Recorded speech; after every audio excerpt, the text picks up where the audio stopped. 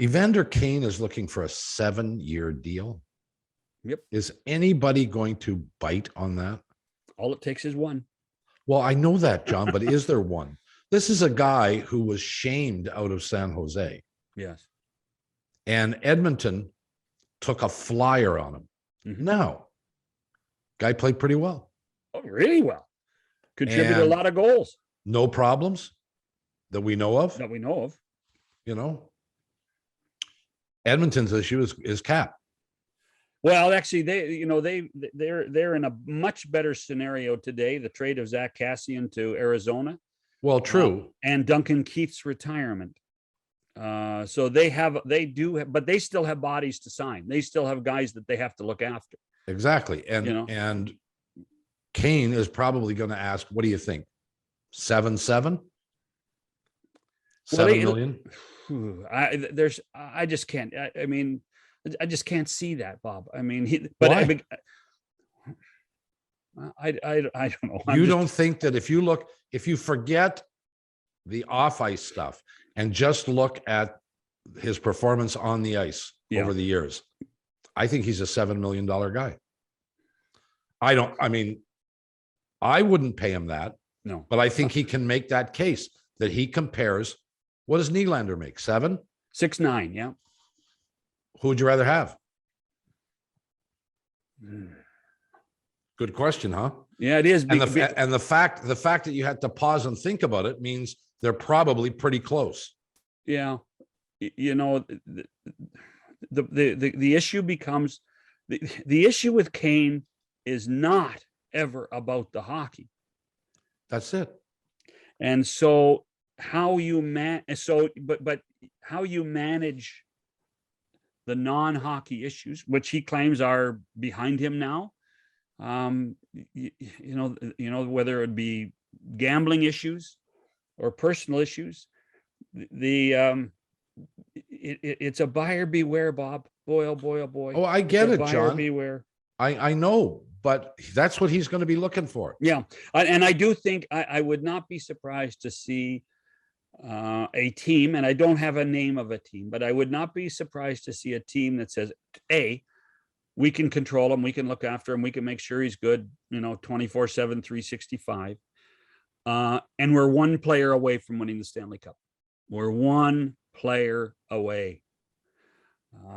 And so that becomes the real, those two, if you can answer those two questions, and I think that there'll be a manager or an even better, an owner who pushes his manager to say, let's go and let's give him a crack.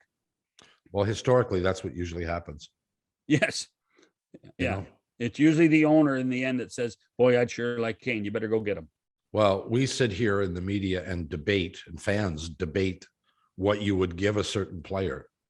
Mm-hmm. And we almost invariably are surprised when the player gets as much or more than what we thought was reasonable. Now we should note that his arbitration suit is filing against the Sharks, vice versa, about money, has not been heard yet, or has not, the hearing has not occurred, and so that looms a little bit, but I don't think that's an issue. That's just a question of how much money he's going to get from San Jose in the end. That'll just be what punitive measure, whether San Jose owes him anything, whether they owe him 20 cents on the dollar, whether they owe him $20 million.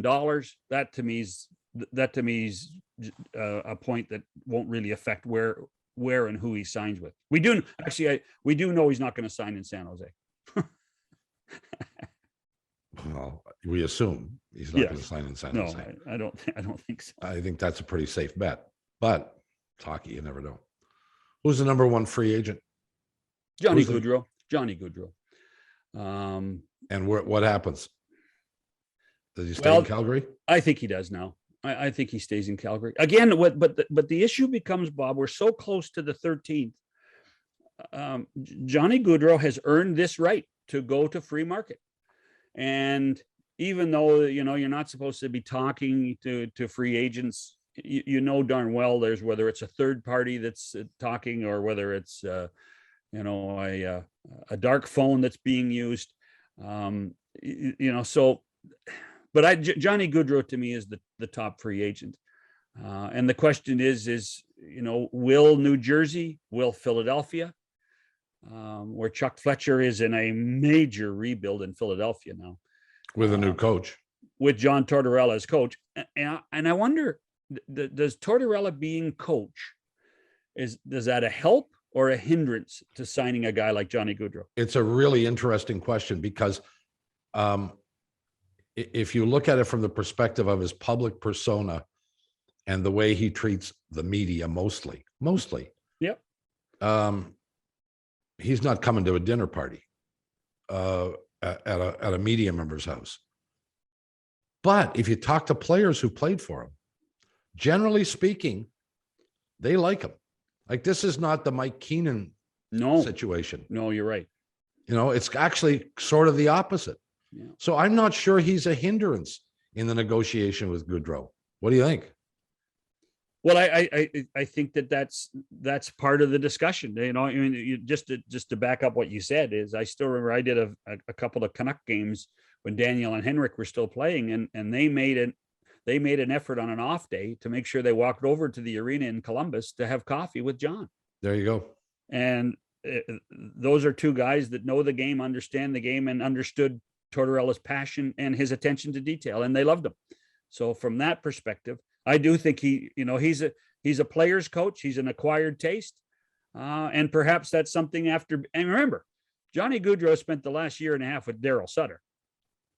And became a better player because of a guy like Daryl Sutter. And I think that there's a lot of comparisons to how Sutter manages players to the way Tortorella manages players.